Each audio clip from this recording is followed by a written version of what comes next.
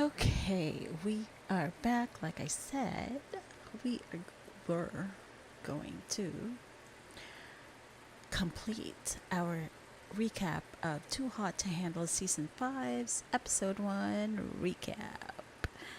Our beach party is moving on along, darlings.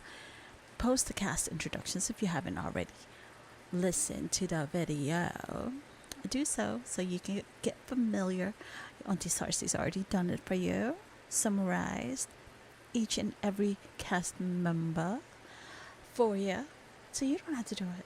Anyway, so the yacht is finally coasting along these pristine turquoise Caribbean waters. Ooh, exciting.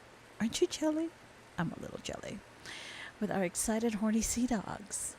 And if we're talking about an excited party cast member, well, you already know that is a smooth talking cone named Lana. She's that snarky swashbuckler who's not afraid to join the party and cut people down to size when necessary. Rawr. So we pick up where the ladies are sorting their selection. Starting with Courtney, who fancies Isaac. Elisa's got her eyes on two tall blondes, however, Hunter and Alex, both of whom actually do fancy Elise as well. That's Candy Spice. So let's see where this battle takes this trio. Is it going to be the English gent Alex or the surfer bro Hunter who wins the heart of Scandy Spice Elise? That remains to be seen. And we do have Lewis, who shares that he's not here to chase or put all his eggs into one basket. I mean, if you play the stock markets, you know that put your eggs in separate different baskets and see which one hatches first. Well, okay, fine. I'm going off on a tangent here. So, back to Lewis. He's going to wait to see who approaches him first. But hey, it seems we've got Megan, Christine, and Hannah, who's more than tickled by a resident semi-pro footballer. Honestly, I foresee a three-way catfest in the near future. And let those games begin. Alex moves in on Elise, cracking his signature dad jokes. However, I feel like I shouldn't make the comparison to dad jokes, because dad jokes aren't especially bad, especially when you hold them side by side to Alex's jokes. Like, ugh, Alex, honestly, can't you go to like a comedy club or a Netflix like comedy show? Honestly, ooh, your repertoire is just dated. Like the time of dinosaurs almost dated. Anyway, on the ladies' front, Megan wastes no time making a beeline for Lewis, and of course, the other two ladies, Hannah and Christine. Well, they're feeling like, hey, there's no competition. If you were they, would you actually admit that that's irritating, that your crush is with someone else? Of course not. Of course not. And of course, Lewis loving this attention from Megan. I mean, he does admit to liking her eyes, but is actually caught staring at her headlights, if you know what I mean. And unfortunately for Megan, she walks off thinking she's got this in the bag. Girl, right behind you is Christine, and she's off to speak to Lewis. And she's definitely turning on the charm, even telling Lewis to pour sunscreen on her buxom bottom. And ooh, Lewis looks like he's wavering, honey. He's getting persuaded more and more to share his bed with Christine. And in the words of Christine, I came, I creamed, I conquered. She meant sunscreen. Okay, get your mind out of the gutter, Jaysh. Next up is Courtney joining Isaac at the bar, and they're off to the races talking about bedroom positions, toys, and Isaac is all over it. Sad face though, that was a very short blip of a scene, because we cut right to Hunter and Alex talking about their common like of Scandi goddess Elise, according to them. And since Alex himself has confirmed that there was no kiss between him and Elise, ooh, Hunter takes that and drops the expression, all is fair, love them all. I still chuckle. I still chuckle at it. I mean, I do think he meant all is fair in love and war, but who am I to correct the dude hell bent on getting his Swiss goddess? So goes to join Elise in the jacuzzi and tells her that basically you tick all my boxes, and honestly, Elise doesn't actually quite care about what's coming out of Hunter's mouth. She's so focused on his physique. I mean, a dude. He could have been telling her, like, yeah, I invented the cure for all cancers. And she wouldn't care. Just saying. Just saying. And that's that. Well, off to be bedmates those two will be, looks like. Sad face for Alex, though, because this twosome did not waste time exchanging salivas.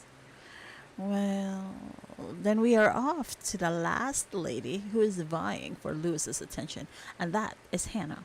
And you know he's loving it. I mean, he's telling all the girls the same damn thing. That whoever is in front of him is the number one girl for him. Like this guy. Really? You couldn't think of something more clever for each one of them? Like, how do you keep track? Anyway, so now the yacht is full of horny sea dogs. So there you go. And Hannah's charm seems to be getting under Lewis's armor, especially when she's gone in to actually kiss him, swapping salivas with Lewis. And I guess this is what gets him to say yes to her. Because he alludes to having now come to a firm verdict. Ooh, snap. It will be very interesting to see who actually finds themselves in his room or bed. Off to the island we go. Random fire breather check. Random faux yacht captain check. Sexy party goers? Check, check, check, check. But it won't really be a party until the fireworks are lighting up the skies and the VIP moment is here. And it is time that our resident VIP shines. And here she comes. This crazy reveal. Cue the smoke machine because the sexy baddie, the snarky pineapple beach babe, Lana, is here. And those reactions are priceless, honey. Priceless. There's going to be a mutiny. I mean, there's Dre's tears. I mean, hello. Tears, honey. They're not just like his eyeballs are just not sweating for no reason. They are just tears. And there's shock faces. There's pissed off, angry expressions.